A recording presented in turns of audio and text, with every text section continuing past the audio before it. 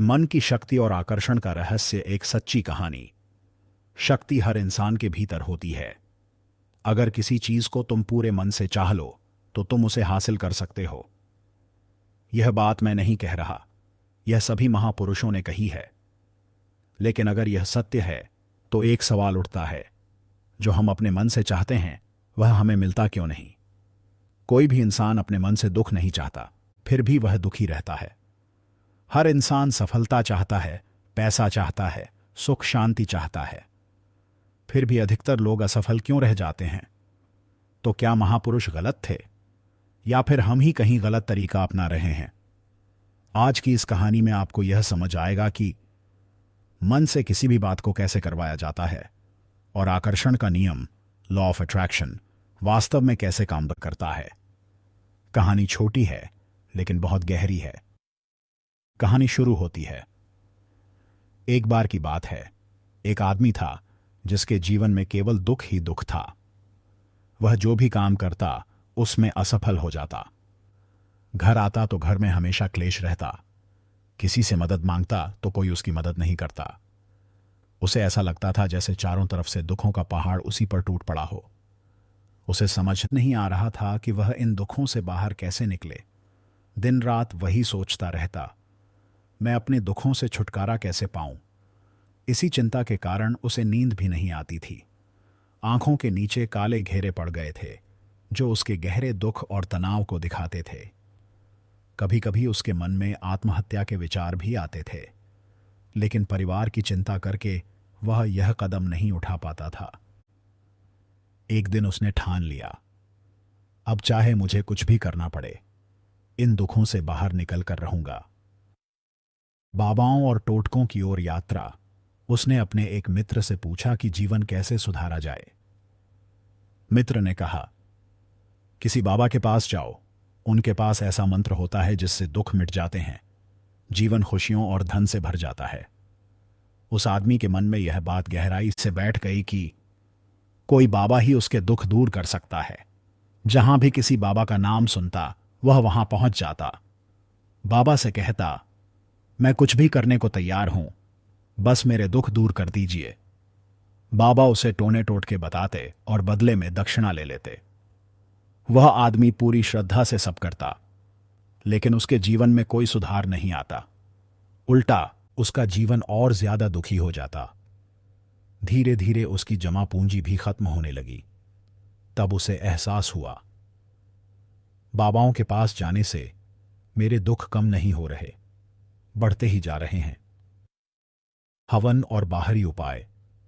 फिर एक दिन किसी ने उसे सलाह दी, घर में पंडित बुलाकर हवन करवा लो, बुरी ऊर्जा निकल जाएगी। उसने पंडित बुलाया, विधि विधान से हवन करवाया। पंडित ने भी अच्छी खासी दक्षिणा ली, लेकिन जीवन फिर भी नहीं बदला।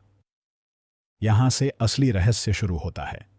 यहां से कहानी आगे बताएगी कि बाहरी उपाय नहीं, मन की दिशा बदलना ही असली मंत्र है।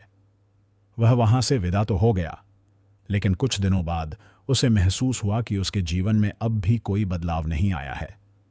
अब वह आदमी पूरी तरह से टूट चुका था और ज्यादा दुखी, ज्यादा परेशान हो गया था। उसे लगने लगा था कि मेरे जीवन से दुख कभी खत्म ही नहीं होंगे। यही सोच सोचकर उसका बुरा हाल हो गया था। फिर एक दिन उसे अपने मित्र से एक ऐसे बाबा के बारे में पता चला जो समाधान बताने के लिए कोई दान दक्षिणा नहीं लेते थे। उस आदमी के मन में यह बात आई, अगर यह बाबा दान दक्षिणा नहीं लेते तो यह बाकी बाबाओं जैसे नहीं हो सकते। शायद यह सच में कोई सिद्ध बाबा हों। और यही सोचकर वह उस बाबा के पास पहुंच गया। बाबा से पहली मुलाकात। जब वह बाबा के पास पहुंचा तो देखा कि बाबा ध्यान में बैठे हुए थे। यह देखकर वह आदमी वहीं चुपचाप बैठ गया और बाबा के ध्यान से बाहर आने का इंतजार करने लगा। थोड़ी देर बाद बाबा ने आंखें खोली। सामने एक दुखी और परेशान युवक को बैठे देखा। उसकी आंखों के नीचे पड़े गहरे काले घेरे देखकर बाबा समझ गए कि यह आदमी अपने जीवन से कितना परेशान है। बाबा ने स्नेह से पूछा, बच्चा क्या चाहते हो? बाबा के पास क्या लेने आए हो? उस आदमी ने कहा, बाबा मैं अपने जीवन से बहुत परेशान हूं। मैंने अपने दुखों को दूर करने के लिए बहुत सारे रास्ते अपनाए, हर वह तरकीब की जो किसी भी बाबा ने मुझे बताई, हर वह काम किया जो किसी ने करने को कहा, लेकिन मेरे जीवन में दुख कम नहीं हुए, उल्टा बढ़ते ही गए। मुझे समझ नहीं आ रहा कि मैं क्या करूं। कभी कभी तो आत्महत्या करने का भी विचार आता है, लेकिन परिवार की सोचकर यह कदम नहीं उठा पाता। मैंने आपके बारे में बहुत सुना है बाबा, और बहुत उम्मीद के साथ आपके पास आया हूं। कृपया मुझे कोई ऐसा मार्ग बताइए जिससे मुझे मेरे दुखों से छुटकारा मिल सके। मैं कुछ भी करने को तैयार हूं, चाहे रास्ता कितना भी कठिन क्यों ना हो, मैं उसे पार करके रहूंगा। बाबा का उत्तर जहां असली रहस्य शुरू होता है। बाबा ने महसूस किया कि यह आदमी सच में बहुत परेशान है। उसकी बात ध्यान से सुनने के बाद बाबा बोले, बच्चा, दुखों को दूर करने के मंत्र ऐसे ही नहीं मिलते। मंत्र पाने के लिए कुछ करना पड़ता है। तुम कुछ कर सकते हो। यह सुनकर पहले तो उस आदमी को लगा कि यह बाबा भी उससे दान दक्षिणा ही मांगेंगे, लेकिन जब उसे कोई और रास्ता नहीं दिखा तो उसने कहा, बाबा, आपको जितनी भी दान दक्षिणा चाहिए मैं देने के लिए तैयार हूं। बस आपका मंत्र सच्चा होना चाहिए, पूरा होना चाहिए, और उसका फल मुझे मिलना चाहिए। उसके बाद आप जितना चाहें ले लीजिए। बाबा मुस्कुराए और बोले, दान दक्षिणा तो बहुत छोटी चीज है, मुझे उसकी कोई आवश्यकता नहीं।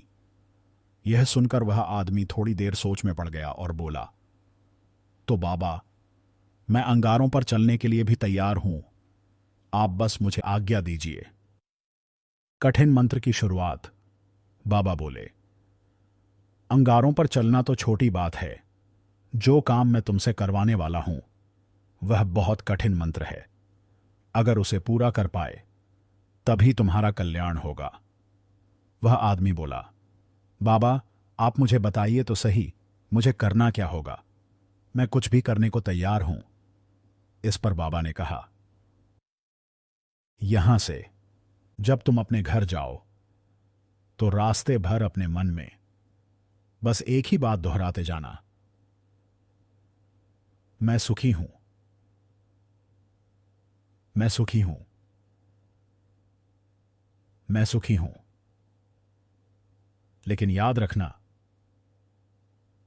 यह शब्द जुबान पर नहीं आने चाहिए, इन्हें सिर्फ मन में ही दोहराना है। मन का पहला इम्तिहान।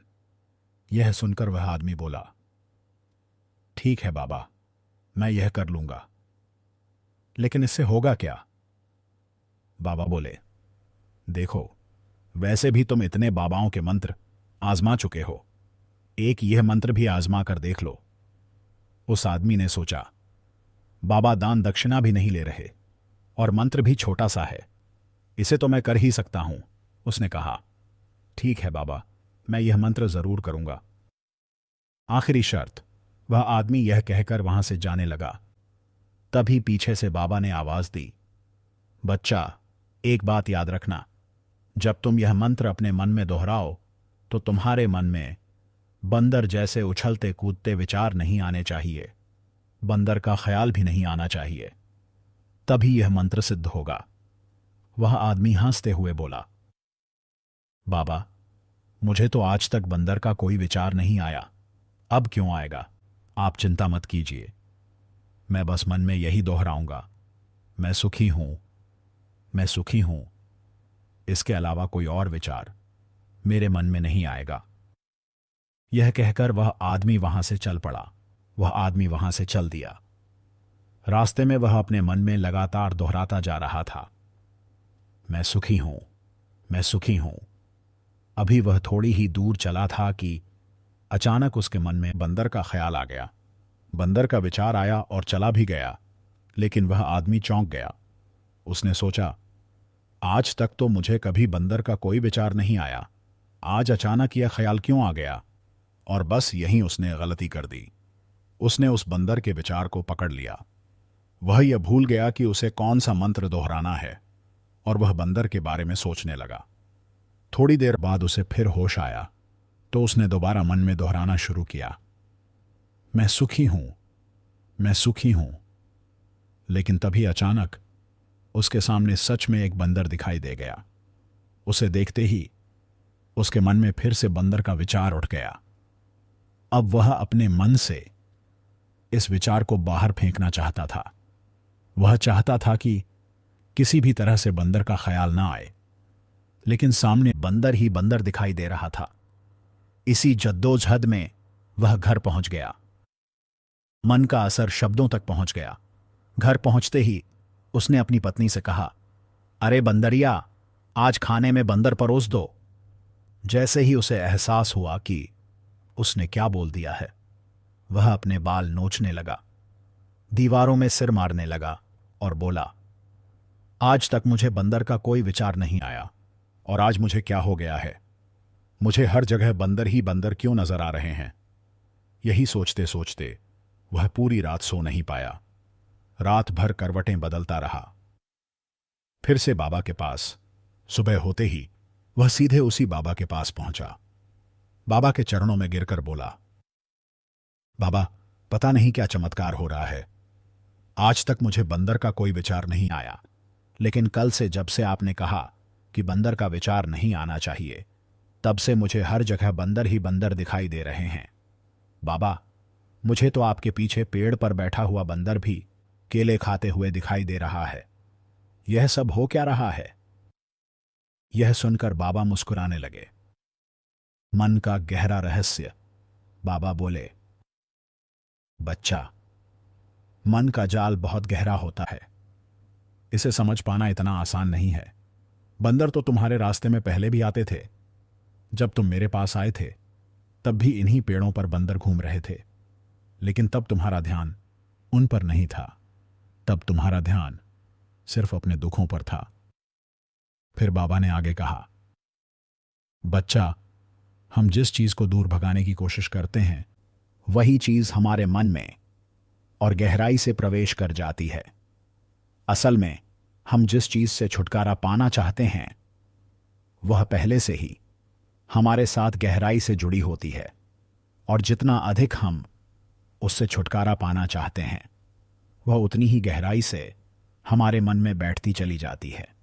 आखिरकार वह हमारे अंतर्मन पर छा जाती है। सबसे बड़ा सत्य, बाबा बोले, ऊपर से हम कहते रहते हैं, मैं सुखी हूं, मैं सुखी हूं। हमारे होंठ भी यही बोलते रहते हैं, लेकिन हमारे विचारों में, हमारे मन में अंदर ही अंदर दुख ही चलता रहता है।